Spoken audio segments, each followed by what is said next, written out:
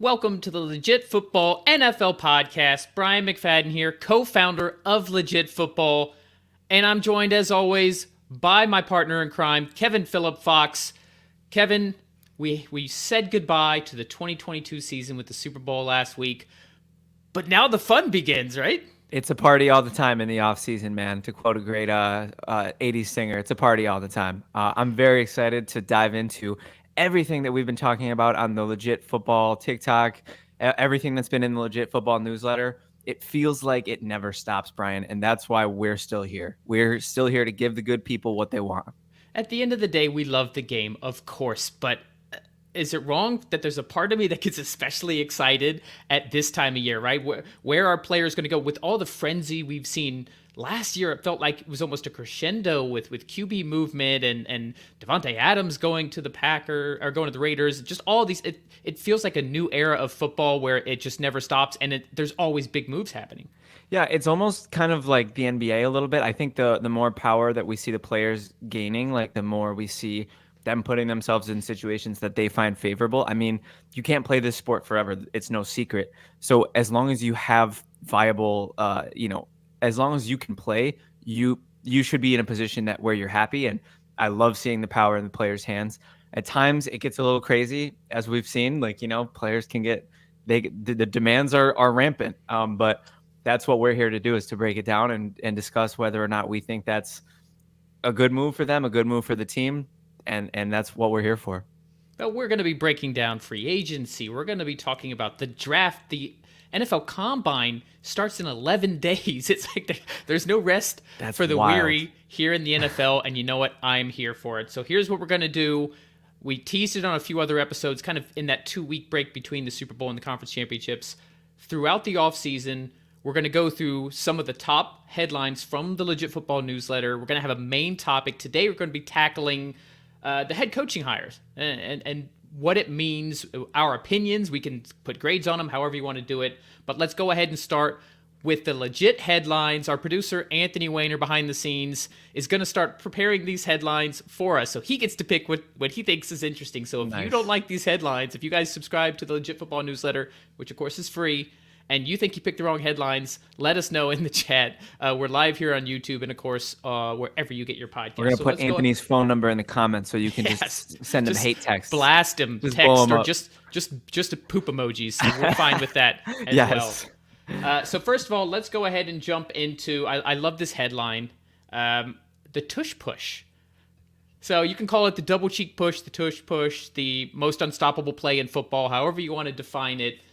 It's that play that we've seen Jalen Hurts and the Eagles offense do all year long, where it's, call it a rugby scrum or rugby maul or whatever the correct terminology is, but they get down, the offensive linemen get extremely low.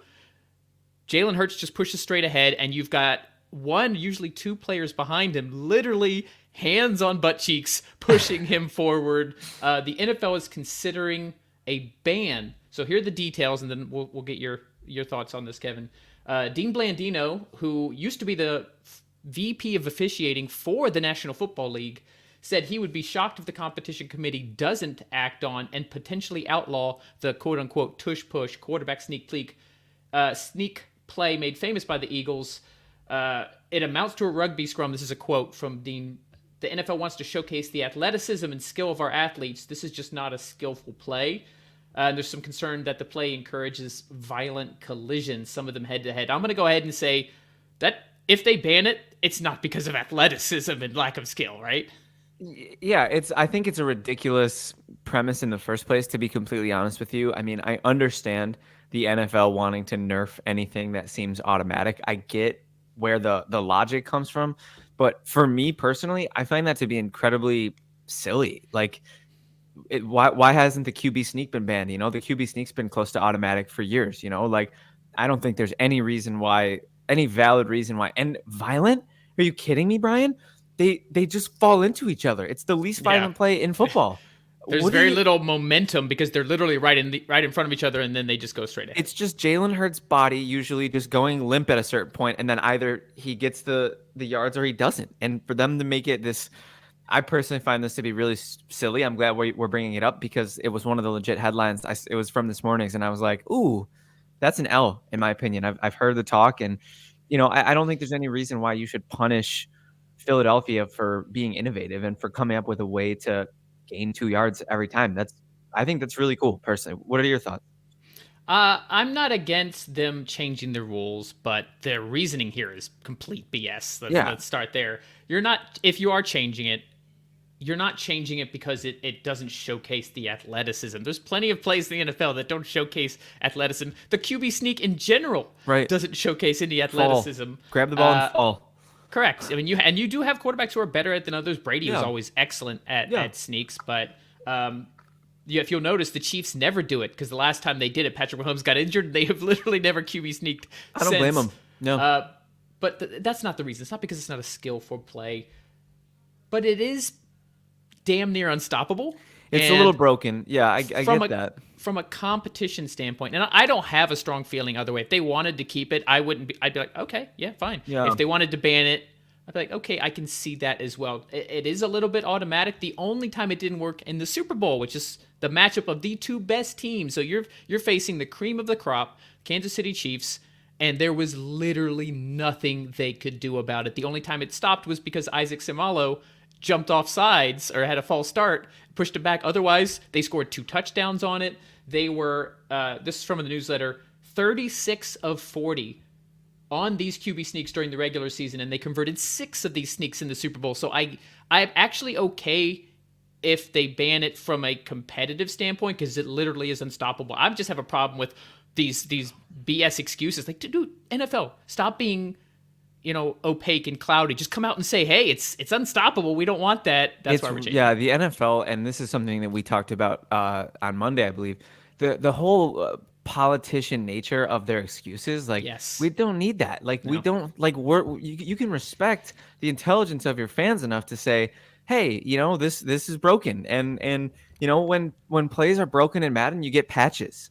You know what I mean? Like, I understand like what they're trying to do. Personally, and this is the only reason, like you said, you didn't feel strongly either way. The only reason I feel strongly in favor of keeping it is, like, there's 11 people on both sides of the ball, and we've been conditioned to expect that certain things you can, certain things you can't do. They found a way to do something that for however long we've been playing football, over 100 years, that people haven't figured out or haven't done. This is the first time it's in vogue, and so for me, it's like, that's innovative. That's creative. You're using your amazing offensive line. You're using your amazing, giant quarterback. You're doing what you're supposed to do as a play caller. Jordan Mailata, left tackle, played rugby. I'm curious whose idea it was. Is this Shane Steichen? Is it Nick Sirianni? Is it Jordan Mailata saying, and I can't do an Australian accent. I'm not even going to try. But he's like, hey, guys, why don't we try this? Let's just do a rugby maul, push it forward. We're guaranteed to get 1 yard each time. Yeah. I'm fascinated by that. I think it's something that I understand, and the only reason I feel strongly is because you've had these chess pieces. You've had the same 11 chess pieces in the same game of chess for 100 years, and it changes all the time. This is just one of the changes, and I kind of think until NFL defenses prove they can stop it, like, maybe I don't know. I guess I understand that it might prove to be impossible, but I guess I'm not comfortable not seeing that through. You know what I mean? Like, what if you want it to play out until it gets to the point? Well, here's on that exact topic. The last note we had in the article this morning was about mass adoption. So if the NFL doesn't act, it's likely that most teams are going to figure out how to do it. Sean Payton was quoted to Blandino himself saying, if he's going to use it, if they don't take it out. Like, he's somebody like Sean Payton recognizes, like, there's an unstoppable play. So that's I guess my consideration is, we could let it play out, or we could say, hey, everybody's going to do this. 4th and 1 and 3rd and 1 will be completely meaningless for the most part if everybody does it correctly. I don't ever want that to be the case. It's tough. It's a copycat league. I guess I kind of am interested in seeing. I just love, and this is something that this is a metaphor I use very frequently on this podcast. But I just love when we see rock get thrown and then the defense is like, okay, we have to throw paper. I want to see what the paper is to this play's rock, and I don't know if we'll ever see that if they ban it. And I guess it's something that I could live with. Like, I'm not gonna burn it down. I'm not gonna never watch football again. Right. But it's something that I'm like, as a fan, as a person who respects competitive integrity, I guess that's something that, but at the same time, on the other side of the coin, how do you even stop it? I know it was just one season, but no one figured it out. The Eagles just kept doing it against, uh, you know, a very good defense. We saw how good the defense was. They made plays when they needed to. Behind Spagnuolo, and he couldn't figure out how to stop it. You've got Chris Jones, the best interior defensive lineman, defensive tackle in the entire NFL this year. He couldn't. He was helpless. So it's like, is there an actual way to stop this if it's done correctly? I don't know if you remember, but there was a handful of times in that game where it looked like they stopped it, and Hurts' momentum was stopped, and he was behind line of scrimmage. And then, like I said, he would almost go like limp, and then just sort of get dragged or like pushed, like because there's so much force on that side of the ball, and they have such a good offensive line, and Hurts is like, his quads are crazy. So I'm like, I don't know, man. I do get it though. I'm not, like I said, I'm not, I will be able to calm down and finish the podcast if they, okay, you know what I mean? I'm taking Otherwise, deep breaths. We're going to stop this thing. Kevin is triggered from the the tush push. I get it. But I'm also like, I just love, like, you remember when the Wildcat seemed unstoppable? What if they banned the Wildcat? How silly would that look in hindsight? The teams figured it out. You know what I mean? Like, fair. When the QB sneak started, it was probably the same thing. People. The one pushback I would say there is Wildcat was very much about assignments and understanding your defensive lanes, and it was just something no one had ever had to do before. So it took some learning. This isn't that. This is just pure leverage. Yeah. If you just get underneath, have somebody literally pushing the guy. So it's not the QB sneak. Let's be clear. It's not the QB sneak themselves that they're banning.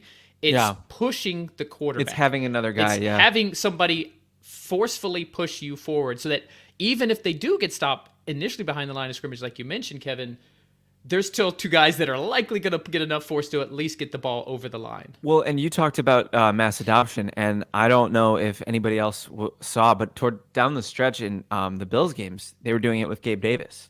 Gabe Davis would motion behind Josh Allen, and then he would stop right under center, and they would go together, the two of them, and it worked. A modern, updated version of the Davis tush push. All right, so we will obviously monitor that. The competition committee meets every offseason to discuss changes, improvements to any type of rules, usually based on what went on during the NFL season. So I think there's no doubt that this one will be discussed, and we will certainly cover it here if and when that comes about. Let's go into our next legit headline. Paul Gutierrez lists 4 quarterback options for the Las Vegas Raiders. So Derek Carr officially released, and here are the options that Gutierrez from ESPN lists and how they would acquire them. Number 1, trade for Aaron Rodgers. As far as we know, he's still on his darkness retreat. I think he might have started it yesterday or today. I don't know the timing of that. That's fun. Signed Jimmy Garoppolo, who will become a free agent at the March 14th, whenever the league deadline or for the new season starts. Move forward with Jarrett Stidham, who did have one good game against the Niners, surprisingly. Or draft one of the top 3 quarterbacks. And first, I want to ask you, do you have a favorite path for Vegas? What do you think? Josh McDaniels, Derek Carr out the door. You still have Devontae Adams unless something crazy happens there. A lot of problems on the defense. Josh Jacobs a free agent, but they've said they want to bring him back. Darren Waller, Hunter Renfrow might be cap casualties. We'll talk about cap casualties later in the show.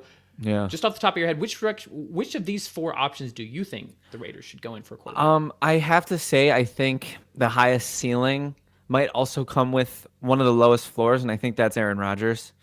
I just think that he's proven, and, we all thought that Rodgers still had some in the tank. I think he does. Mentally, he seemed a little more checked out than we're used to seeing him. I mean, he's the king of the side eye, but it was like on every play this year. So I wonder if a change of scenery would be good for him, and it would get him back in those competitive juices again. This is a guy who drinks ayahuasca and is on a darkness retreat. Do we think Vegas is a good mix for him? It would definitely be an exciting path to see just how crazy he goes, just how off the rails he goes. But I think it would make for good content. I'll say that. Oh, definitely. I think a player like Rodgers is a little bit better suited for Vegas than a player like Garoppolo, because I like Garoppolo a lot, but I think he's a little bit more on the statue foot sided of the quarterback. Like he's not truly statue foot, but I think a player like him would fit more in a system like Tampa. Statue foot adjacent. Yeah, I would say, because I think Carr was a little bit more fleet of foot. He's got pocket mobility. At least. He got may around. Not be somebody who takes off and scrambles or makes plays off platform like Mahomes, but he's got pocket mobility. So it'll be interesting to see if they can kind of fill in his space, because I think Aaron Rodgers is sort of like the actualized version of like a Derek Carr sort of player. The only problem is age and whether or not he's still got it mentally, like whether or not he's still invested. The edge is the edge there. Yeah. Let's address all four of these options and kind of weighs the pros and cons. So we mentioned in Legit Football Newsletter this morning that Rodgers is on the only realistic chance they have of competing sooner rather than later, especially in that division. You've got Patrick Mahomes, you've got Justin Herbert. Maybe Russell Wilson gets turned around with Sean Payton. We're going to talk about head coaching hires and our thoughts on that for our main topic today. Mm-hmm.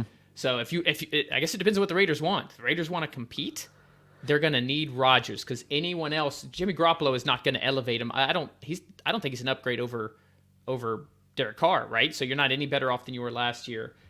Jarrett Stidham, I don't know. That's still a lot of development left. He had one good game, but we've seen him now in the league for a few years. He was in New England. Yeah. And then I want to talk about the draft in just a second. So from a purely competitive standpoint, I like the idea of Rodgers there. I think it's the best one for their chances to be competitive right now. I like Stidham actually way more than I thought I was going to be honest with you. Like going into that game last season when they were like, we're going to start him, I kind of thought it was a lame duck situation. I thought we all did. I thought they were throwing him to the Wolves to protect their investment in Carr and able to, preserve the bonus and all that. Which they got nothing for. Let's just say that he was released. They got nothing for him in the end. Yeah, that's true. I mean, I think the cap savings were pretty all right. I mean, I think it's not as bad as a lot of the dead caps you see. So that's at least something, I guess. But yeah, you're right. They probably would have loved a haul. I will say I love the, not so much chess move, but I love the move by Carr to say, I'm not taking away assets from the team I'm going to preserve those assets. That's a great business move for him. Respect to him. We talked at the beginning about it's also players. Honestly, it was a nice FU to the Raiders. Oh, definitely. And they deserved it for sure. I mean, his benching was very unceremonious, very, very cold business move. But so Stidham, I would like to see Stidham stick around in Vegas as a backup, or sort of player where if whoever they bring in has some growing pains, they can always say like, this dude did torch the number one defense last year. He's on your heels. That's sort of, I think, a nice little, you could do worse at backup in the NFL than Jarrett Stidham. And we've seen that all over. So it was just one game. However, you mentioned it was against the Niners, one of the best defenses, I would say, over the last 5 years. Yeah. With how good that Niners defense was. 365 yards and 3 touchdowns in that Week 17 game. And he game. passed the eye test. I watched that game and I thought to myself, these aren't inflated numbers. He was doing some sweet moves in the pocket. He was hitting some dudes in some tight windows. Like that wasn't a fluke, I mean, maybe it was a fluke in terms of how consistent he'll be able to do that, but it wasn't like he was. With all due respect to Mr. Sturdy, it wasn't like a Brock Purdy 365. Mr. Sturdy? Yeah, Brock Sturdy Purdy. We're rolling with it. That's Did you just come up with that, or is that you've been workshopping that? It's been floated around. I'm bringing it to the forefront. Okay, I don't hate it. Kevin. I like it. I like it. So let's address one more thing with regards to Rodgers before we talk about the draft possibilities. Yeah. Here. You have to give up draft capital to get Aaron Rodgers, and do we think the Raiders, who by the way gave up draft capital to the Packers to get Devontae Adams in the first place, do we think they'd be willing to give up more in addition to taking on that huge Rodgers contract? Do we think that's even a possibility? I think it's the kind of move that a team does who thinks they're that close. And I think if they think they're that close, they're sipping on that ayahuasca that Rodgers is on. Yeah, because right. I just don't. I think they're not as far as some teams. Like they can consistently win 6 to 8 games. They went to the playoffs in 2021, so they're not they're not a dumpster fire by any stretch. I mean, they got some pieces on both sides of the ball. Josh Jacobs, if they retain him, he's looking to be, one of the potentially best running backs in the NFL moving forward. I mean, Devontae Adams is still Devontae Adams. So Notice you're only mentioning offensive weapons. So they, throughout much of the season, had one of the worst pass defenses and secondaries in the entire NFL. Outside of, I think, just Crosby. I mean, do they really have? That's it. Yeah, you any got a pieces? superstar, absolute elite, all-pro level. Who he's a stud. There's other great pass rushers, but he was qualified enough to be an all-pro, just not technically an all-pro. That's it. They do have Chandler Jones, who I'd be interested in seeing if he can put together a bounce back campaign. He did not have a good year last year after leaving Arizona. And it's kind of weird because I remember when he signed with them, I was pretty upset because I thought he was going to be a Bill. Little did I know we'd be getting Von Miller 20 minutes later. And I think Von Miller, apart from the ACL, definitely, I would say, showed more than Chandler Jones. But it's a tough proposition on the defensive side of the ball for the Raiders. They're going to have to, and they have an offensive-minded head coach. This is where, see, me and Demon have had this conversation on Twitter before where he says, oh, if you have a defensive-minded coach, your OCs are going to get poached and yada, yada. But also your defense is going to, if you only have offensive-minded coaches, your defense at times, I think, will suffer. I think we've learned that looking at the litany of offensive head coaches who have horrible defenses. Right. It's a tough proposition. So let's quickly talk about the draft prospect here. The Raiders hold the number 7 pick. There are, by most accounts, 4 possible first-round quarterbacks. One of them being Anthony Richardson, who is very much a project. Yeah. And I've seen him mocked in the top 10 all the way to the end of the first round, even the second round in Crazy some mocks. So do we think number 7... Can you even get one of the top 3 quarterbacks? You got Bryce Young, C.J. Stroud, Will Levis at number 7. Would you have to maybe even trade up at that point? You've got the Texans ahead of you. You've got the Colts ahead of you, who could be looking to draft quarterback. The Panthers right behind you at 9. Do the Raiders take that number 7 pick and try to find a way to get a quarterback with it? I think if you want one of those top 4, I think you might have to trade up. Or no, sorry. I think you can stay at 7 if you're content with any of the 4. If you want one of those top 2, you probably have to move up. I think Young and Stroud are the potentially generational talents, and then Levis and Richardson they will have, I think, a little bit of a learning curve. I don't know if you want to plug and play either of those players, but I think time on task is the best way to learn. And don't get me wrong, I am in favor of letting a quarterback grow on the bench. The Rodgers way to do it was clearly it's so old school now to even think that a quarterback doesn't have to just suit right up and get right in there and take their lumps, learn from. Mahomes didn't play until week 17, back when it was the final, when they had Alex Smith. Yep. I'd say that turned out okay. Same blueprint. Yeah. So I would like to see, but at 7, I think you're staring a decision between Levis, Richardson, or another piece. Maybe you bolster the defense with that pick. That's the question. Do this defense that we talked about with such a liability? Do you even look? Quarterback is everything. Without the quarterback, it doesn't matter. It's not a super enviable position to be in. I don't think Stidham is, after one game, no matter how well he played against the Niners, should be your starting quarterback week 1.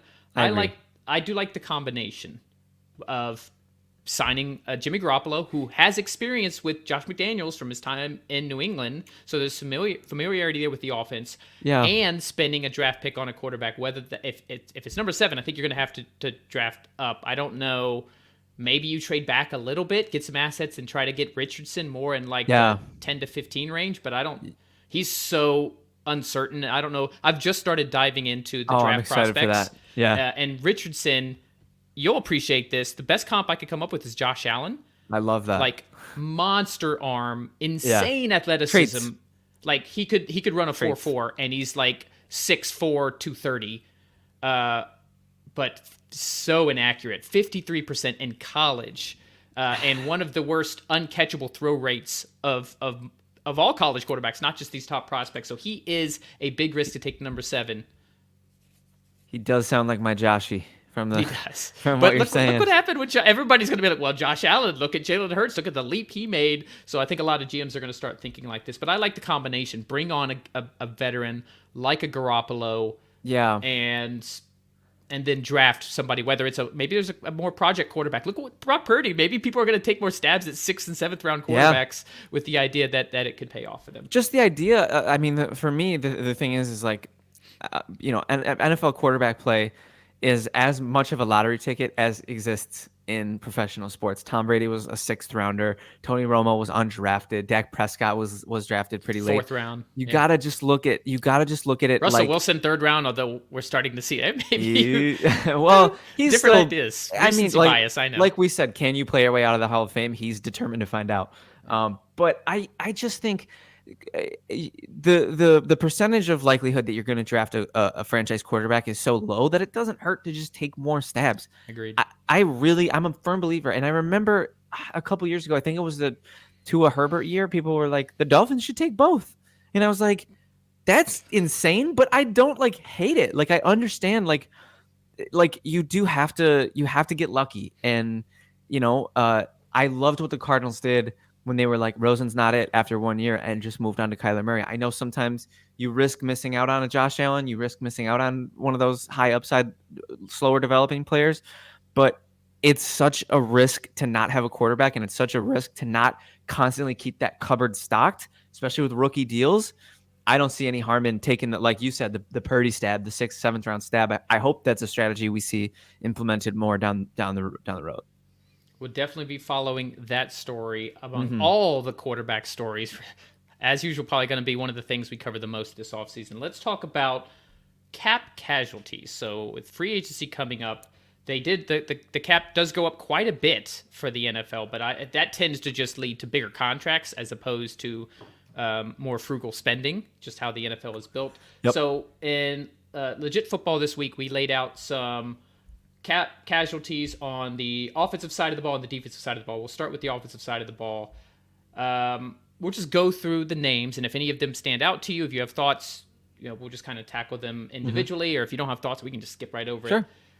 Let's start with the team that almost went to the Super Bowl for the second year in a row, Cincinnati Bengals. Tyler Boyd. So the Athletics' Paul Dehner Jr. thinks the Bengals will consider cutting Boyd. They've got to extend Joe Burrow and T. Higgins this year, Jamar Chase next year. Boyd's 2022 output, he's a great third receiver. He's a great slot guy, but it was his lowest output since 2017. 58 catches, 762 yards, and 5 touchdowns. Your thoughts on Tyler Boyd as a potential cut for Cincinnati? I do really like Tyler Boyd, but I do kind of think at this point, like you use the term frugal. I think if you're going to pay for Joe Burrow and Jamar Chase and and T. Higgins, like you're gonna at that point you're two wide receivers. That's an interesting situation. Yeah, you normally got one wide receiver one. You got to pay that type of contract. You have to. Higgins is going to get wide receiver one money either with Cincinnati or someone else. So you have to pay not just any quarterback, but a guy who's already been to the Super Bowl in his first 3 years, was on the doorstep of doing it in definite his third top year. 3. Yeah, no question. He's going to reset. All these quarterbacks will reset the market. He's going to get the top deal just because of who he is. Those Mahomes and Allen contracts just keep looking better and better. Yeah. Those GMs getting out ahead of it was genius. Dimes is going to get close to 40 mil. That's just hilarious. That's crazy. Jalen Hurts is due for an extension. He was a second rounder. There is no 5th round option with him. They need to extend him this offseason in all likelihood. So you've got Burrow's going to get paid. Jamar Chase is going to get the top wide receiver contract when he's eligible next year. He might be the highest paid receiver in NFL history. But T. Higgins can get wide receiver one money, so you've got these 3 gigantic contracts to cope with. It's tough. I do like Tyler Boyd a lot as a player. I will always remember the 4th and 12 touchdown that he had in 2017, 2018. Do you remember that? It was the last game of the season. It knocked Baltimore out of the playoffs, put Buffalo in the playoffs. Yeah. They donated to the we flooded Bengals, Andy Dalton's charity. Yeah. I will always gotta love Bills Mafia. They're the best. No, I will always love Tyler Boyd for that play. You guys didn't do anything with that playoff run. Let's just point that out. 10-3 to Jacksonville. Tyrod Taylor, are you kidding me? Come on, that was so fun. 3 points in the playoffs. No, I definitely think that Boyd is a great receiver, but I do think the sun will be setting on his tenure in Cincinnati this year.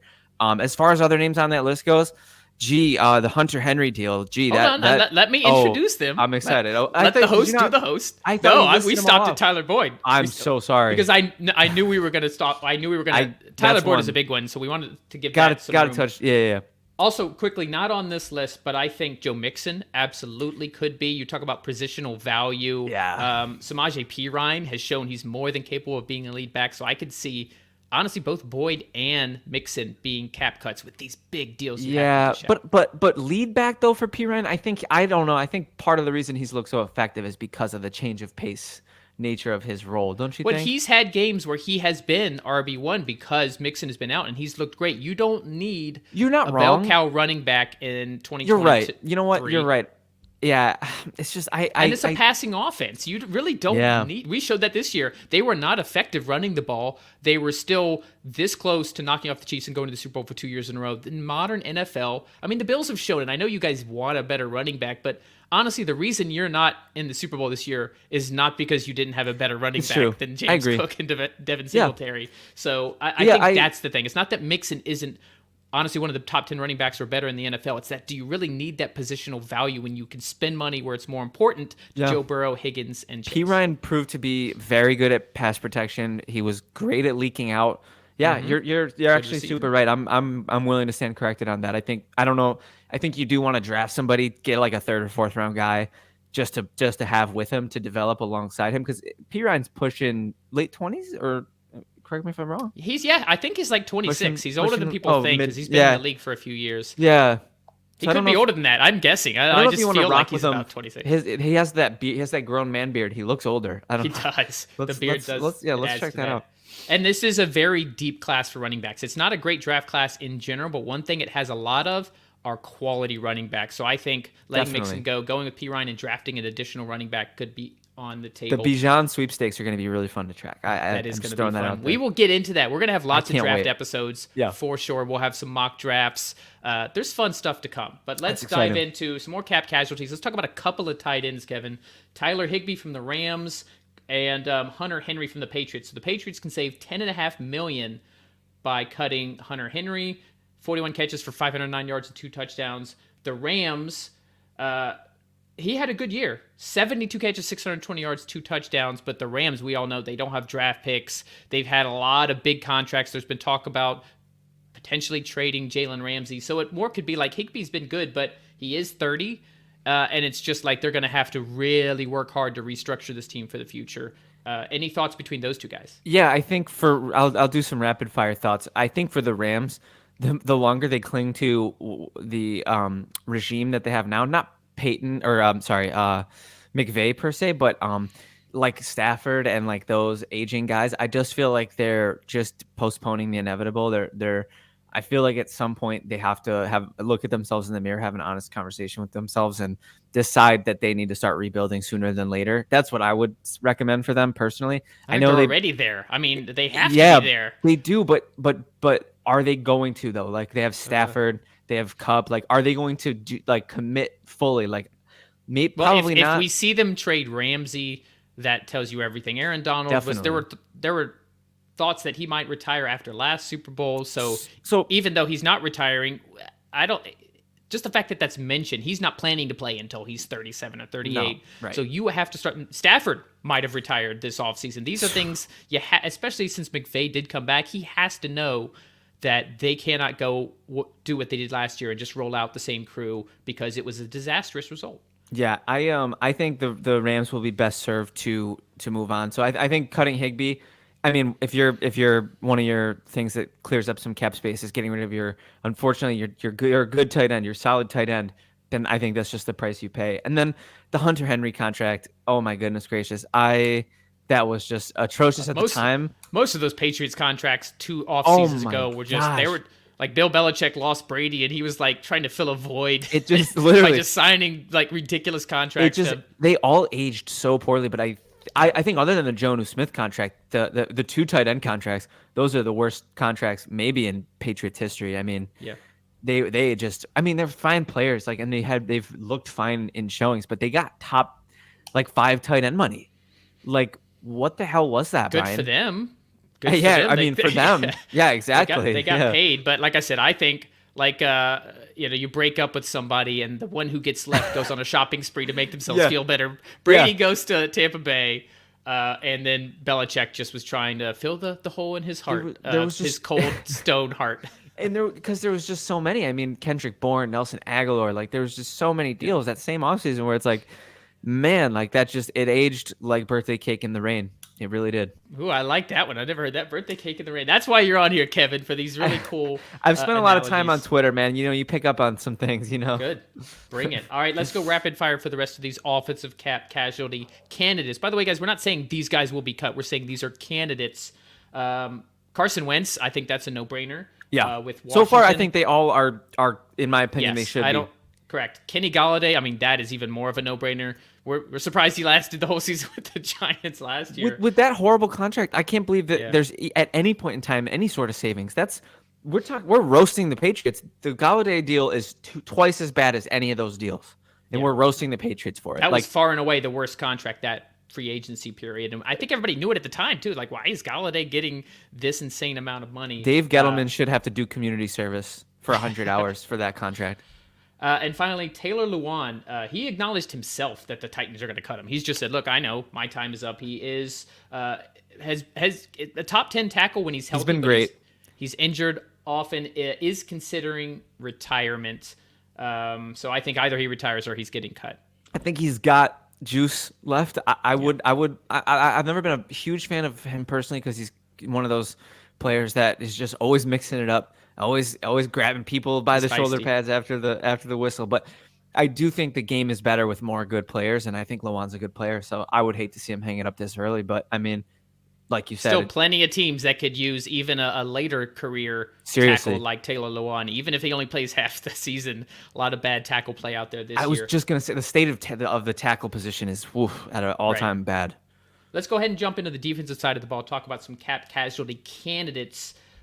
These we will go through rapid fire. We'll go through all of them. Definitely. And then just anything that stands out to you, let me know. We got Shaquille Griffin for Jacksonville. They can save over $13 million by cutting Griffin. Missed most of last season with a back injury. Sayonara. And Tyson Campbell, 2021 second round, had a great season. Was clearing away the top cornerback for Jacksonville. 82.11 PFF grade. So they got a cornerback there to replace him. Yep. Frank Clark.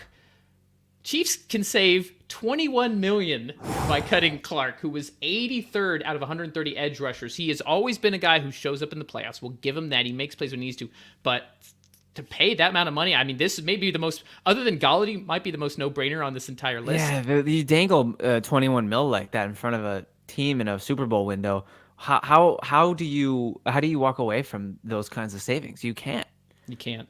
Yeah, especially you with a team like the Chiefs, you've got your stalwarts, but you're gonna have to pay other positions across the board. And Chris Jones is gonna be probably getting a new extension soon. So that's a no-brainer. It's like Armand Mosen in the chat says the Jets could use Lewan. I agree, Armand. I thought the same thing for the Bills. To be honest with you, I mean, I'm looking forward to getting really deep into the Bills offseason. I've been pushing it away because it just hurts too much to think about, but the offensive tackle is a position I think Buffalo could afford an upgrade at. So I agree, Armand. As a fan, I had the same exact thought. So I like where your head's at.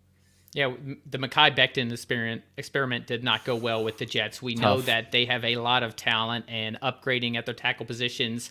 They'll get Elijah Vera Tucker back. We can keep him inside a guard. Get a quarterback, and this Jets team is going to be feisty. The AFC East should be fun. I did want to say, I was going to bring it up at the end, but I got to, I'm the breaking news guy.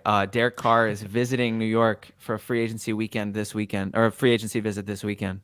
Not surprising. And like I said, we're going to tackle the quarterback I'm excited situation. But I'd be surprised if the Jets make any decision until Rodgers comes out of the darkness. He's their first choice. I think Carr is second. It's smart for Carr, who, by the way, is getting a head start on all these quarterbacks because we mentioned Jimmy G. He's still on the Niners roster. Right. He doesn't become a free agent until the new league year starts, which I think is March 13th or 14th, somewhere in there.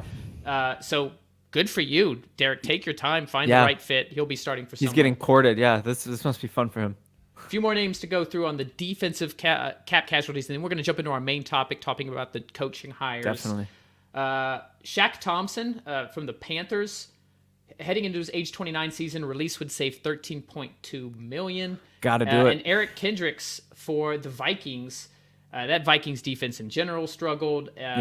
Horrible coverage grade, 46.4, and you need linebackers who can cover that whole defensive second. Now, that could have been, they've got Brian Flores coming in. I think he can get the most out of those players, but just they got steamrolled by the Giants. Yeah. And he's about to be 31. We'll save $9.5 million against the cap. So it also He's seems like he's just lost a step, and it's too bad that he costs so much because he's a great player. He's one of those linebackers like you do kind of need a little bit of athleticism to play off-ball linebacker in today's NFL. It's just the way the cookie crumbles. So he'll be one of those great situational like third down, bring him in to stop the run sort of players. Like, but I think the sun is setting. I'm good with all those cuts. The Clark one would have been the only one I would have had a red flag about, but that amount of money is just the price. It's not that Clark much. can't have his role, especially opposite Chris Jones, and the attention that Jones will start to get, especially after this year because he was so dominant. But that's just too expensive. That could be like Juju plus. Like you could pay Juju and then like go out and get like a rotational like linebacker or corner. Not a cap casualty, by the way. Juju is a free agent, so I would be surprised if he comes back with Kansas City. You think so? You don't think he will? I think that's a pretty likely outcome. That he comes back? Yeah, I do. You don't think that he got there. He got a ring. I think Kansas City's not gonna pay him as much as if he went on the open market. And that's probably true. Christian Kirk, Kenny Galladay, that was a little absurd, but you see what these wide receivers get in the upper market. I think Juju's the type that he got the ring he wanted. Yeah.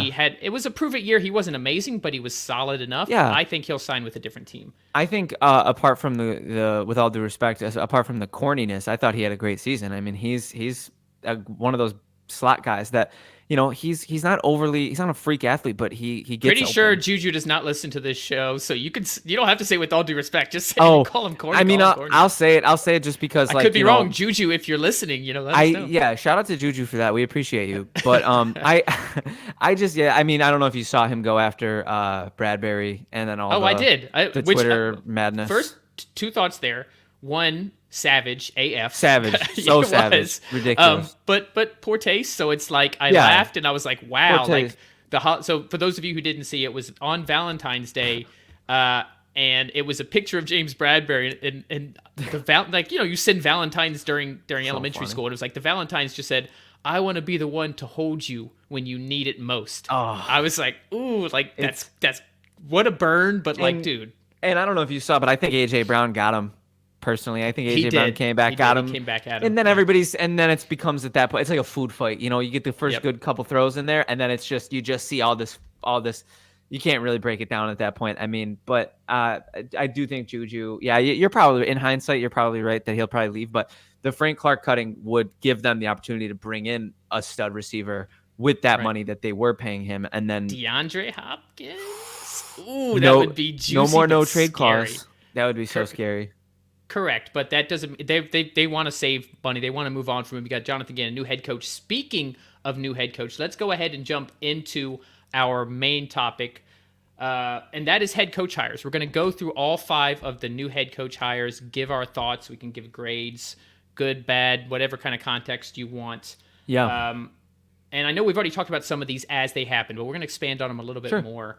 We'll start with Frank Reich in Carolina. Yep. First domino to fall, was not unemployed for long after his tenure with the Colts.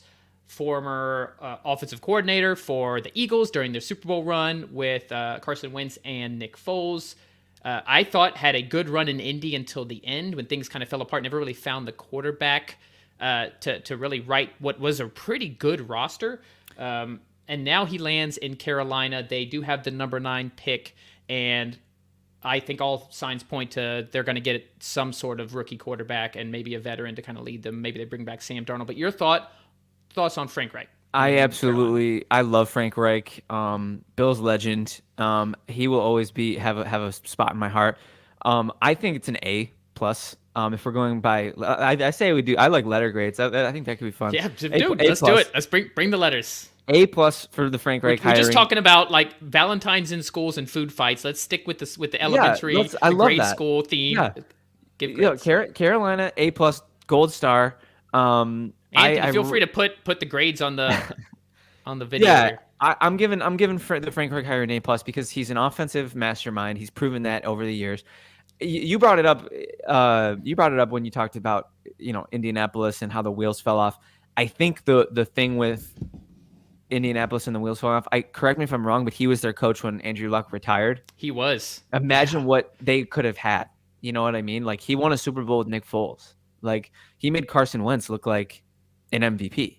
Like, we now know who Carson Wentz is. We now know like what Frank Reich was operating with. So I think it's an A+ move, and I'm extremely ecstatic for Carolina. I do hope they draft a quarterback. I hope they can trade up to grab somebody better than who they have on the roster. I like your thought of grooming Darnold. That would be fun to see if Darnold can have a little resurrection. But to be clear, I don't think they're going to groom him. I think he would be a bridge at this point. I think we've seen probably all we're going to see from Darnold to know what he is. You're probably right.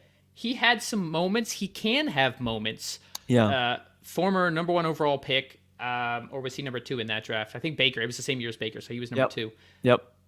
So I don't think he's their future. But if you're going to draft somebody and groom them, Darnold's not a bad bridge. I love the hire of Ejiro Evero, who was the coordinator in Denver, joining Carolina. Yeah. The Denver defense was one of the only bright spots. Yeah. He is a Vic Fangio disciple, so he's going to kind of bring that Fangio magic, hopefully, to third overall. Armand says, "Yeah, I knew it was one of those. They had the 3 quarterbacks." What was it? Was it Quads was 2, right?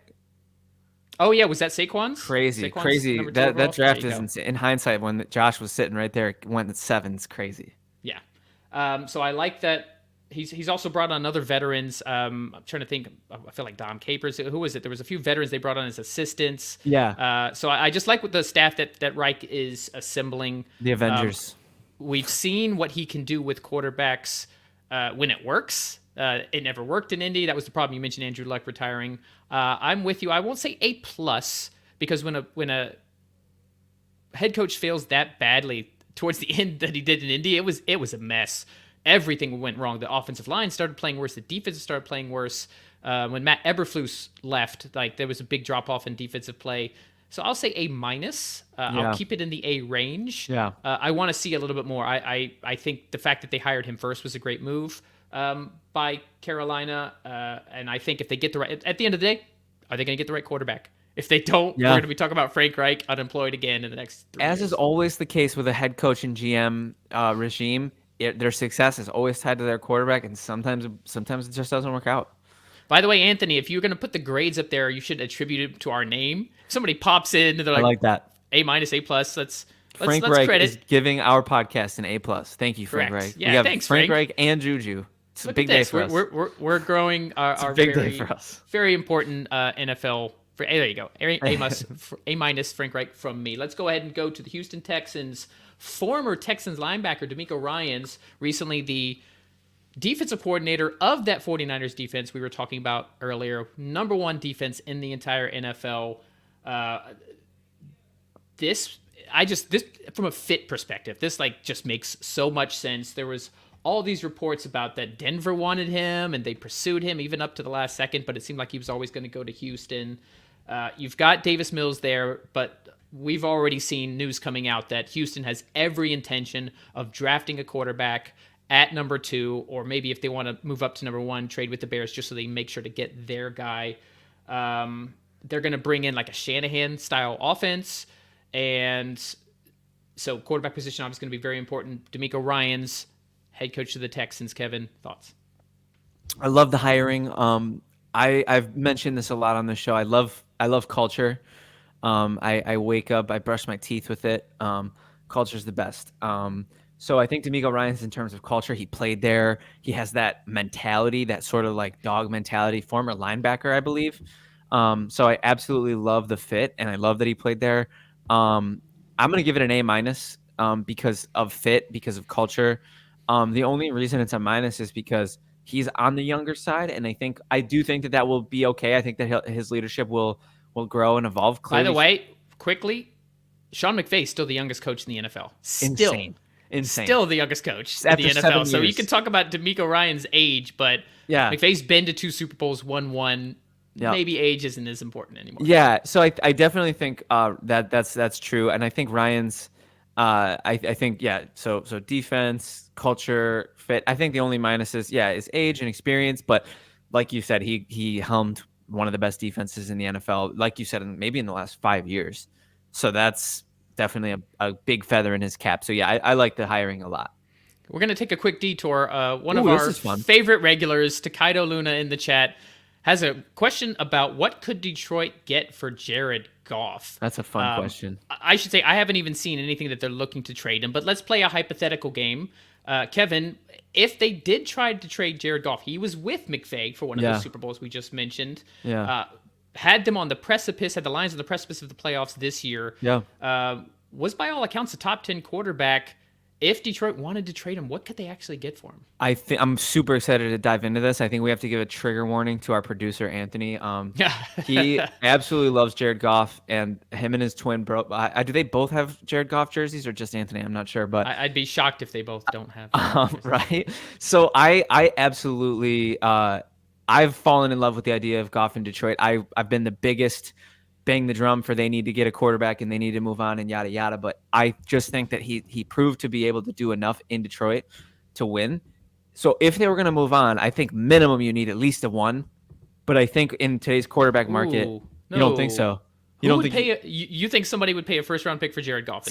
See Brian, because that was my first thought too. But Brian, it's the NFL and people overpay all the time. Paid to get rid of Goff. I mean, I know they got Stafford in return at the time, but like, dude, he had a great season last year. He was a top 16, top 14 quarterback. I mean, Goff could make, I would say, at least 7 to 10 of the non-playoff teams playoff teams. I think Goff elevates.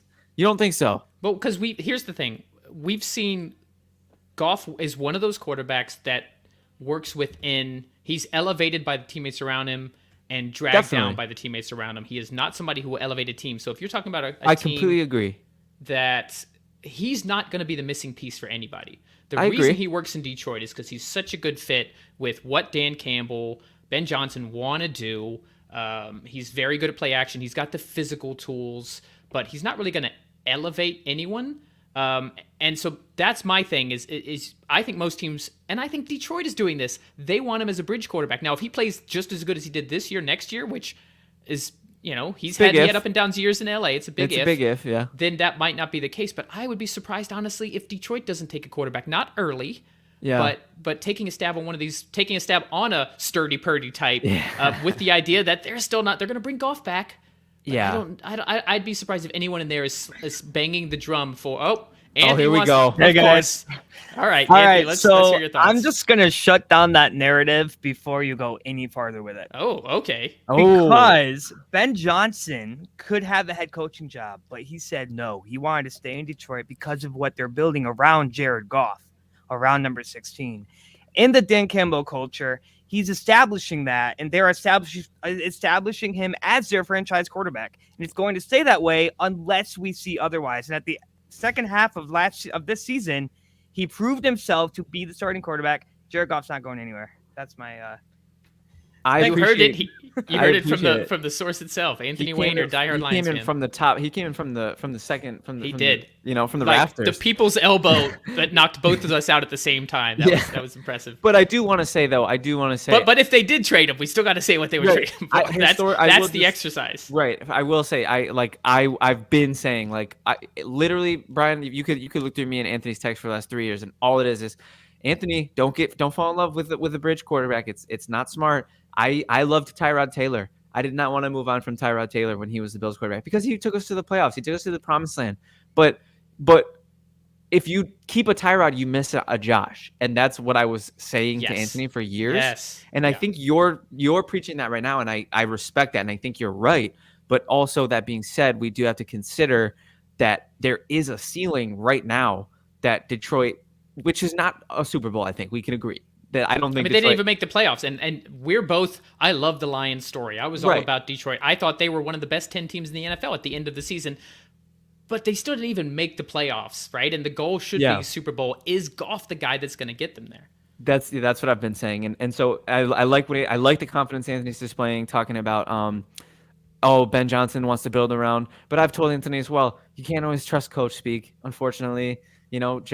Cliff Kingsbury said Josh Rosen He's was such their a guy. diehard Lions fan. I I love it. He buys into I'm it the all. same exact way with the Bills, so I don't at all judge. I do think. I don't trust anything the Dolphins say. Stephen Ross is owner. I'm like, nope, I'm not going to trust that. Armand brought. See, this is I like this idea. Armand mentioned that the Lions could draft Hendon Hooker, who I believe is the quarterback for Tennessee. Tanner McGee, I think, is the quarterback for Stanford in the second or third round to back up Goff. No one's saying that they're going to look to replace Goff. I think Goff is the starter day one, and I think he's the starter all year unless he gets injured. But why would Detroit not take a guy to see if he could develop? What if the Eagles didn't take Jalen Hurts? When they had Carson Wentz, you gotta take before we all knew how bad Wentz was. You have to take unless you have a Josh Allen or a Patrick Mahomes or now Jalen Hurts, you have to take stabs at quarterback. You have to keep trying. Lottery tickets. Golf may be really good, and I'm actually looking at a Yahoo article rated him in the top 10 post Super Bowl quarterback rankings. But you'd be a fool, Anthony, sorry, to think that they shouldn't still try and see if they can strike some gold later in the draft. So I guess we'll say this really quick, just for the sake of tying a bow on it. I would do late one. I saw Takeo suggested 2 and a 3. I don't hate that. I don't see anybody paying a 1 for Jared Goff. Let's have a hypothetical. So we talked about these teams that need the Raiders. They're not. I mean, Jared Goff is not an upgrade over. You're right. Derek Carr. I agree. The Panthers, sure, but I think Carolina wants to draft and develop a quarterback, so he'd be a great. But he'd be doing exactly what he's doing for Detroit, right? Like the starter, most likely for the whole season. But if they try to get somebody who can develop, they would move on. I think Jets. What team? The Jets. I think he'd be an upgrade for the Jets. I think he would help the Jets. He could do. I think he could do. But you can get Derek Carr or Aaron Rodgers. Oh, absolutely. Rodgers, I think we can agree, slam dunk the best choice. Let's say you don't get Rodgers. You can sign Derek Carr and give away no draft capital, or you can trade a first-round pick for Jared freaking Goff. I don't particularly. I'm saying I think he'd be an upgrade, and I think in New York, I think he'd be an upgrade. I think he'd be an upgrade in Tampa, and I think he'd be an upgrade in New Orleans. Whether or not, like you said, whether or not that's at the cost of a better quarterback that they could also get through free agency, through the draft, through a trade, that's to be seen. Like, I love that I love the thought exercise, but I don't. I think we all can agree it's a hypothetical. I think Goff is the starting quarterback of the Lions. That's the fun thing. I don't think this will happen. You don't think this will happen. Anthony's convinced it won't happen. But before we ride off into the sunset on the Goff conversation, I do need you to give me a price check. I need a price as far as all right. So I could see a mid to late second or like a combo second and third. I don't hate that. For a team that play, because you have to know that this guy's going to be the starter not just for a year but for multiple years. So maybe a Washington, right? We've talked about Eric Bieniemy seems to be linked to be their next OC. Ron Rivera, I think, is going to be on the hot seat. There's a good chance Washington's going to have new ownership soon with the whole Dan Snyder issue. They've already talked about putting the franchise up for sale. Yeah. So Rivera's going to feel a little bit of pressure there. Bringing in a guy like Goff, who could help them this year and potentially be a starter for a few years, maybe with Sam Howell. But I get who else? I don't think Carolina would do it unless it's a bridge, and you're not going to pay high draft capital for a bridge quarterback. Yeah. Jets, I think absolutely not. If they can get Derek Carr without giving up any draft capital, they're going to go for that. And they have I think they have the funds to get Carr, right? The Jets. That won't be hard. Right. I don't think Carr is going to command top quarterback money, and he was on a pretty friendly contract before, so any contract that matches today's market is actually going to be a raise for him. He's probably going to get in the 20 to 30 range? It'll be in the 30s. I don't think he's going to settle for anything less than the 30s. If we talk about Danny Dimes getting close to $40 million, Derek Carr less than like 33 to 35 would make sense. I do want to highlight Takedo's comment about the Saints. You're definitely the cap situation in New Orleans. They just have to clean it up. I mean, it's just a nightmare right now. The Saints just got a first back. They're definitely not sending for Peyton. They're not going to send that first to the Lions for Goff. But how are they gonna? But I guess the question, because almost every day I feel like I'm doing a story on the Legit Football TikTok about Derek Carr and the Saints. Like, he's been linked. There's all this, Well, they can sign him. That's but they're in cap hell though. Oh, see, we pivoted. Now we're talking about Carr in the contract. I was still talking about Goff. Okay. Yeah. No, at this point I'm like, I feel like 40 to 45. Wow, I don't know about that one, Armand. I don't know. That's tough. We'll see, and it could be how they structure the deal with voidable years are all the rage, right? If Carr doesn't work out, then teams have outs. Shout out to our chat right now. I love thought exercises. They're so fun. I'm definitely eager to do this. These are encouraged for those of you that are just listening and are not watching on YouTube. Check out our YouTubes. We're going to try to stick to 5:30 Eastern, 2:30 Pacific on Mondays, and 1 p.m. Eastern, 10 a.m. Pacific on Fridays. We have our headlines, we have our main topics, but we are happy to go off on tangents if we get a good question in the chat like we're doing football now. Fan's gonna football fan, man. I'm happy to be here. I'm happy to just chat. Thanks to Kaido for the question. That was an awesome one. I love the discussion going on in the chat. Let's talk about we need to grade D'Amico Ryans, and then let's get on to the next three head coaches. A- for you. So I'll go B+. We just don't know what we're getting. We saw Robert Saleh, which, by the way, the defensive coordinator position for the Niners right now is just absolutely a head coach churning machine. The Niners in general. So Ben Slowick, who was their passing game coordinator, is the offensive coordinator for Houston. Obviously, Mike McDaniel, head coach in Miami. The Shanahan tree just grows and grows. And Saleh, definitely very promising this year. I've always been a fan of Saleh, but we still haven't quite seen it all get together. So does D'Amico follow the same path? So I like the hire. I'm not going to give it an A because we just don't know where we're getting quite with D'Amico. There's a difference between running a defense and running an entire team. Todd Bowles is a great example of that. He is a fantastic defensive coordinator. The second he became the head coach of Tampa, and Armand, I'm guessing you're a Jets fan based on your comment. I'm sure you remember when he had his little stint as the head coach of the Jets. Oof. He may be great at running a defense, not so great at running a team. So I'm going to say B+ for D'Amico Ryans. Let's go on to a Super Bowl winning quarterback, or head coach, Sean Payton. All the speculation after a year off from football, taking over for the Denver Broncos, trying to turn Russell Wilson and that mess around. Sean Payton to Denver, Kevin. Yeah, I do. I love the guts that they showed. I mean, they showed the guts last year to go out and get Russell. I mean, they're really putting it all on the line. They're putting it all on the table, saying, "Look, we have to adjust this. This is relevant." Oh, it just makes me so happy. I love. Hey, you're the Bills guy. Rex Ryan at the time of the hiring, I absolutely hated it. And at the by the time, way, mention for those listening to this is. So Takaido says, "Did I wake up in a dream? I'm hearing Sexy Rexy is coming back to coaching."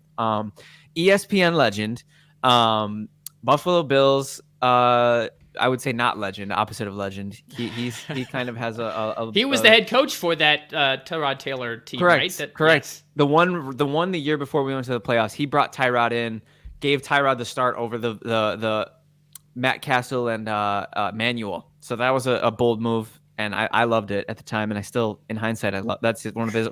That and the Shady trade are the only great moments in the Rex Ryan Bills era. But yeah, I think Rex Ryan coming back to coaching is hilarious. I thought the game passed him by in 2017.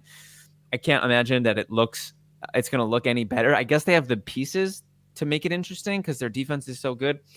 So going back to the Sean Payton thing, I remember a lot of semesters I was I missed a lot of class because I was a degenerate, clearly. I mean, you guys listen to me talk. Takeda with the dodgeball reference. Sorry, got to bring it up. That's a bold move, Cotton. It's a bold strategy, Cotton. See if it works out. Let's see if it pays off. So this is the kind of thing where end of the quarter and I have a big assignment that I didn't do. I might just skip class. And then my report card comes and I have an NA. I really want to give Sean Payton an NA. I'm not going to because it's cowardly. But I want to say that I don't have enough information right now because we haven't seen him coach for so long. But I will, for the sake of the guts and for 2 years ago. In fairness, it feels like longer, but he was only out for 1 year. He was coaching the Saints 2 seasons ago. You're right. Yeah, that's Dennis insane. Allen that was his first year as head coach. But I guess part of it too is when Breeze left, I felt like the sun just set on Peyton. I felt like he kind of hasn't really been. I mean, I think the last couple years in New Orleans weren't the most. Breeze has been gone longer. Maybe that's where everybody thinks like Breeze is gone, Peyton's gone. No, Peyton stuck around. They're some of the most synonymous coaching quarterbacks that duo is just so elite. But so I can't go NA because I can't. But I respect the guts of the move, even though it's very much a double down on Russell, which is just they are. This is a scary hand of roulette. But what choice did they have? They had to double down. They are tied into him contractually, it's tough. And because they spent so much draft capital. I'm going to give my grade first on this please one. do. I think it's an A for a few reasons. One, who else were they going to hire? If there was one, and I'm not saying it will work, but if there was one hire that you could say is most likely to work and fix the Russell Wilson situation, it's a coach like Sean Payton, who is very much the alpha, and he has already said, "Oh yeah, those personal trainers for us, yeah, that's not going to be allowed." I love that. Like, he is coming in, cracking the whip. So I have to think that in those conversations, and he had dinner with Russell Wilson prior to accepting the job. This was all part of it. I think a lot of the head coaches, D'Amico Ryans comes to mind, saying that he didn't say this, but the speculation is he didn't want to go and have to deal with the Russell Wilson situation as a brand new coach, as a younger guy, as a guy who was playing in the league not too long ago.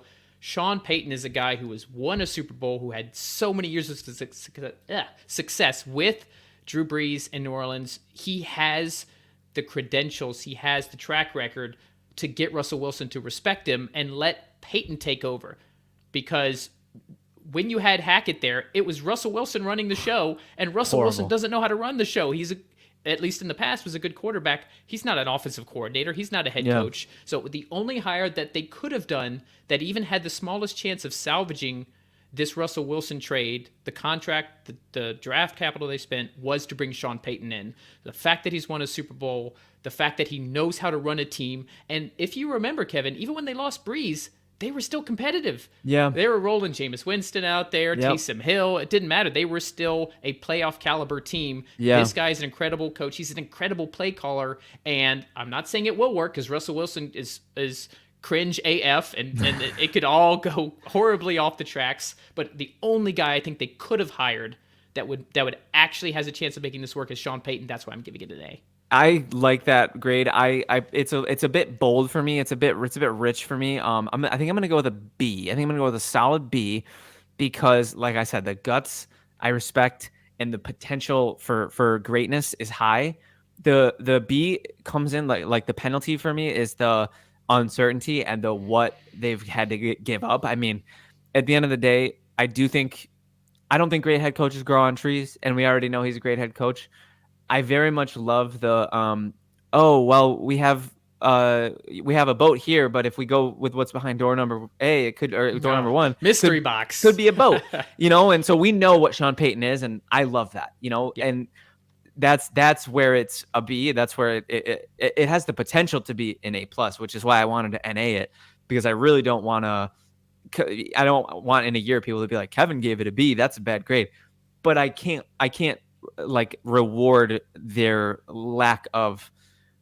Oh, it was a fallback option. Let's be real. It's super. It just happened to be the only fallback option that made sense to me. Oh, 100%. And you miss out on D'Amico, who could have been, your stabilizer, but you get the potential to have a Hall of Fame level. See, that's coach. the thing. I think D'Amico understood that most coaches would be set up to fail in Denver. Yeah. Right? Because of that quarterback situation. You don't have the draft capital to develop players because of what they spend. You don't have a lot of cap space because of what they've spent on. They signed a new contract as soon as he came over.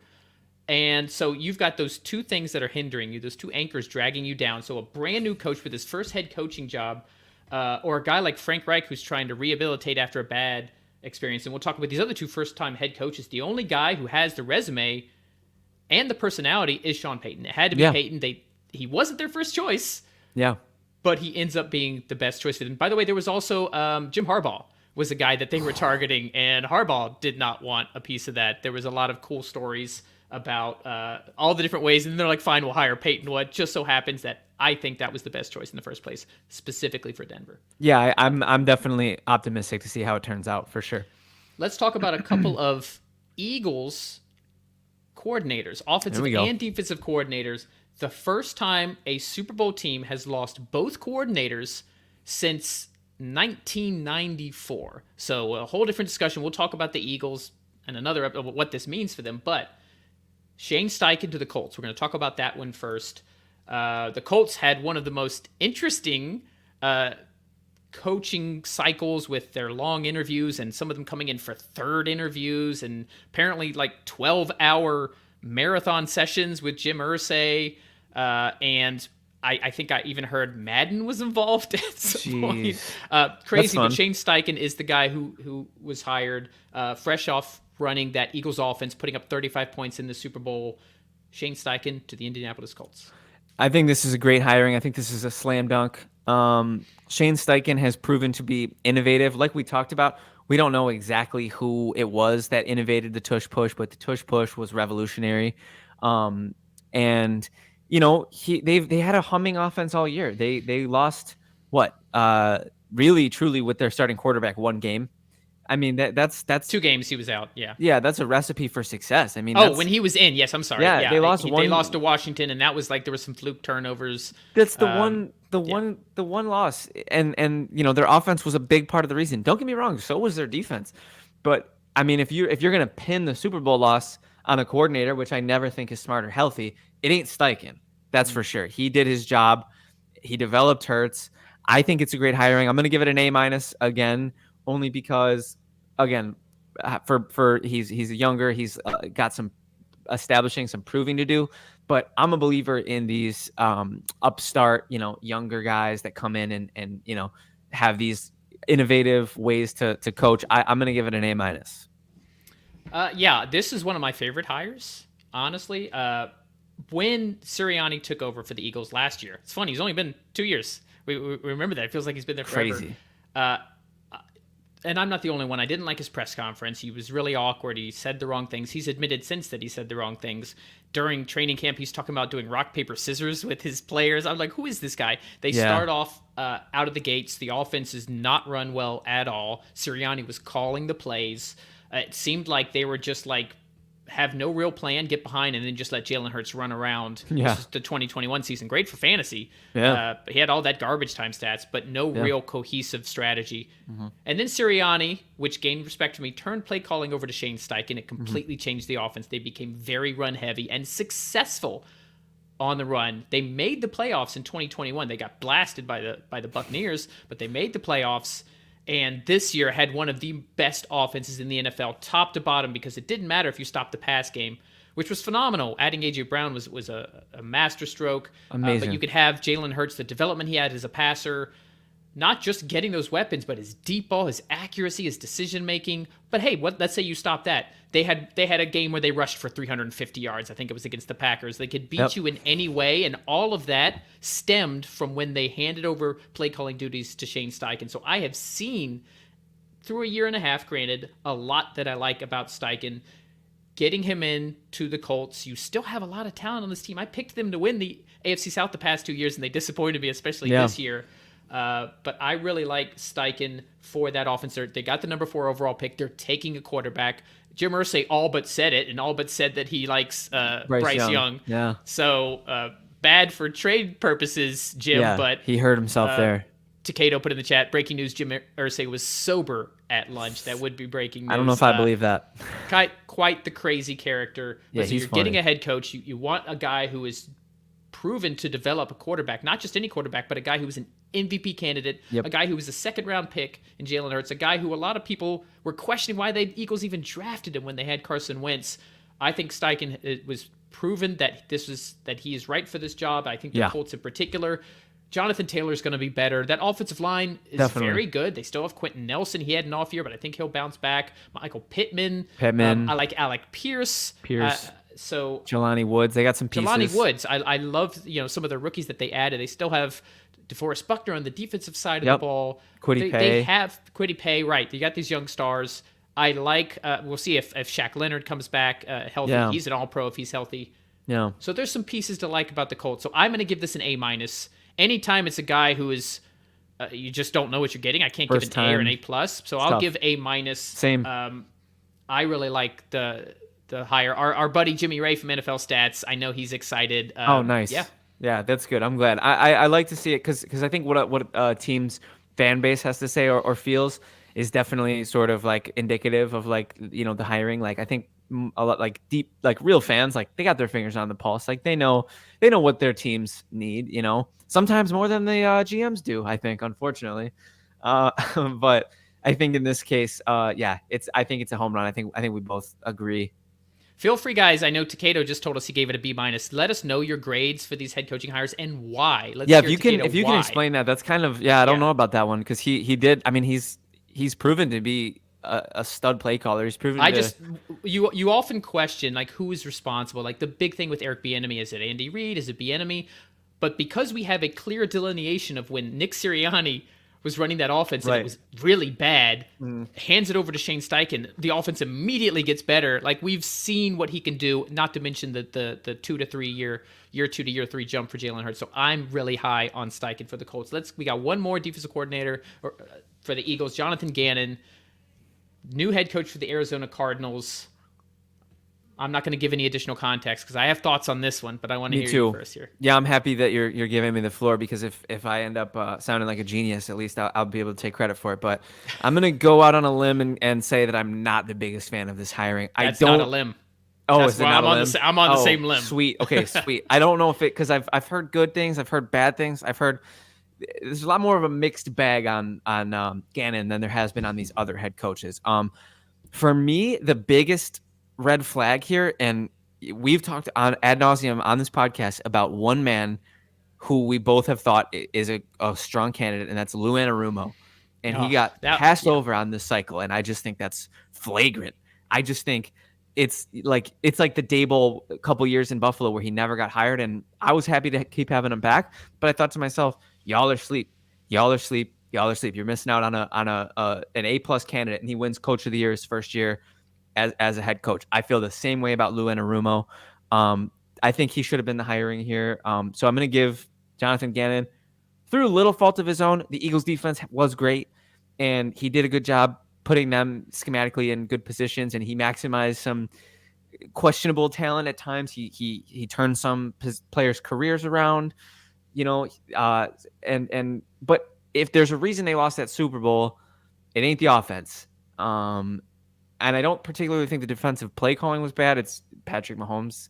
You can't you can't give him a demerit because he gave up 38 in a Super Bowl. Another school reference. We're really. Now. I love this. This is the school podcast today.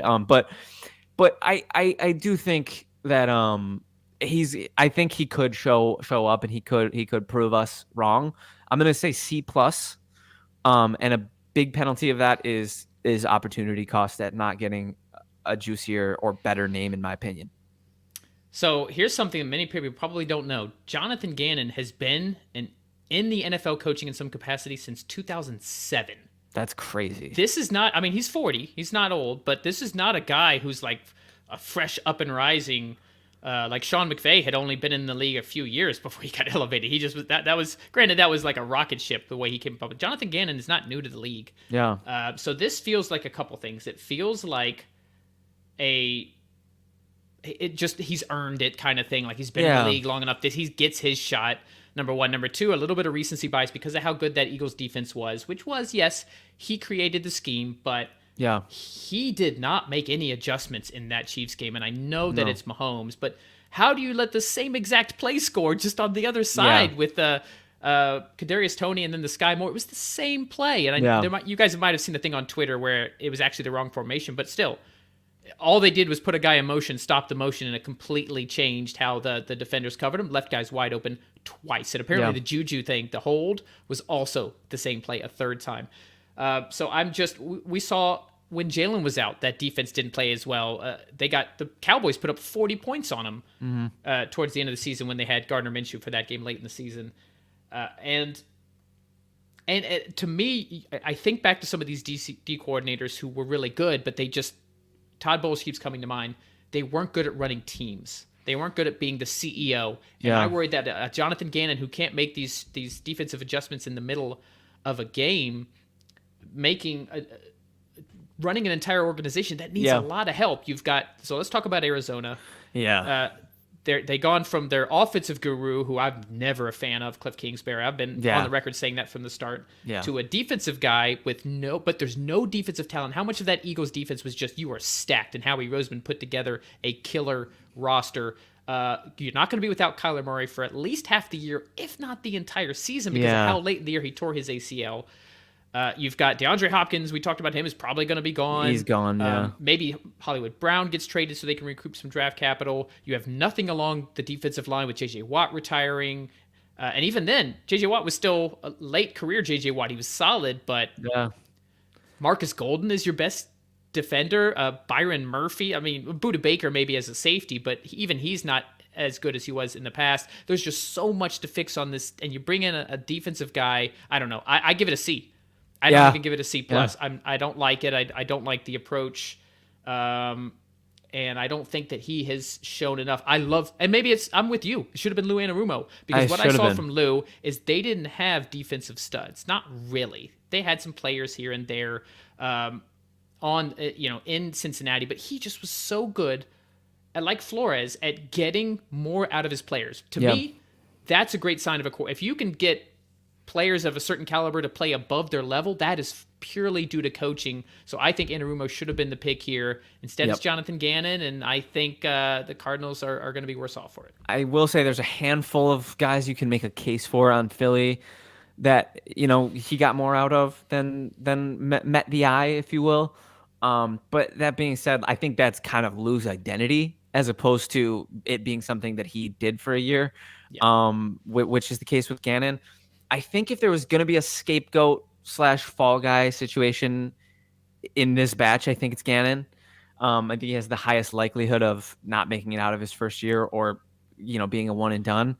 That being said, we've been proven wrong before. I wouldn't be surprised if he can find some magic. I mean, he seems like he's a culture guy, which, is my thing. Like, did you happen to see the video that he made where he was like saying like, what up? Like Cardinals Nation. Like he like talked to the fans or something.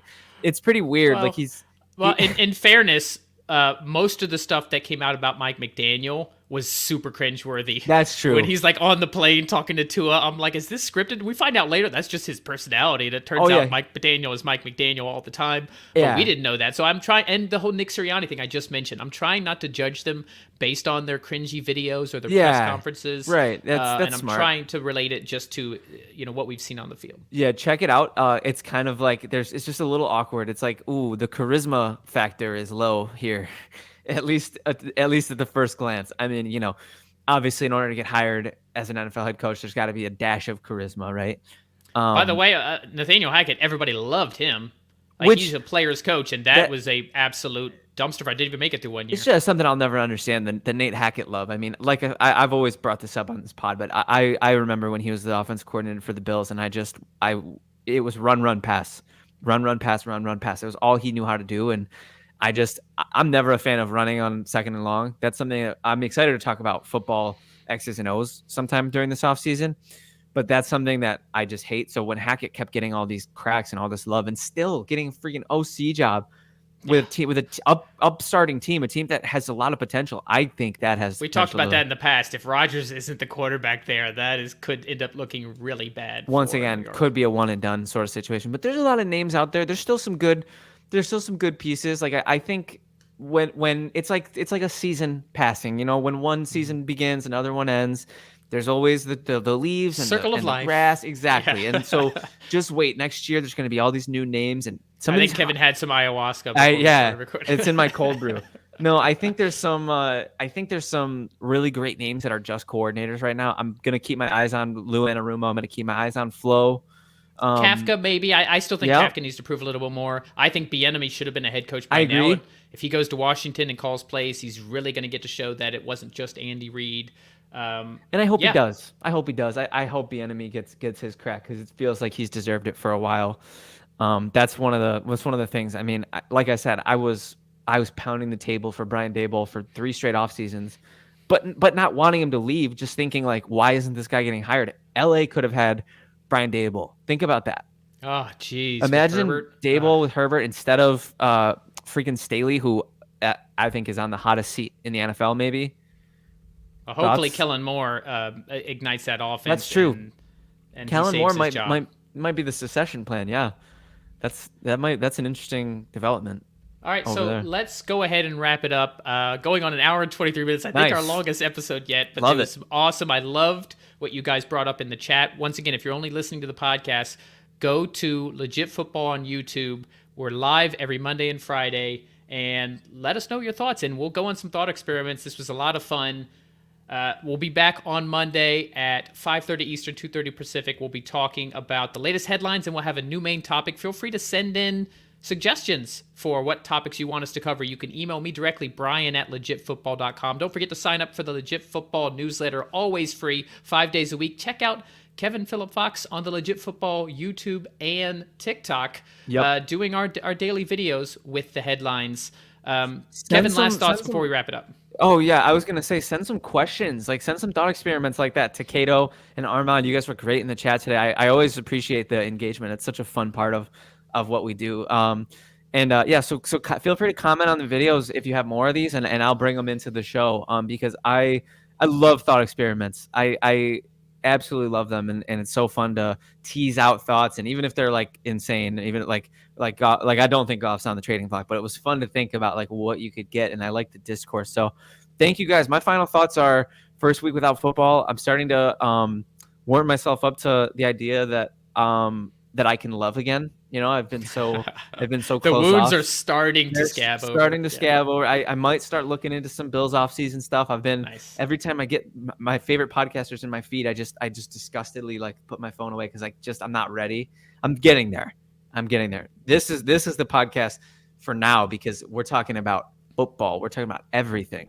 I can run from my pain here. You're welcome. Really, this is just designed for to be a therapy session. It's therapy. Kevin, it's the best. And when Miami gets a little closer, you'll need it too. I promise you. I don't doubt that. It's tough. Thank you, as always, so much for everybody that's watching live on YouTube, in the chat, all of you who are listening. If it's your first time here, please like and subscribe. Make sure you get this in your feed and attend our live on Friday and Monday so you can be in the chat and talking to us and giving us ideas. This has been Brian McFadden, co-founder of Legit Football. We will see you again on Monday. Have a great weekend.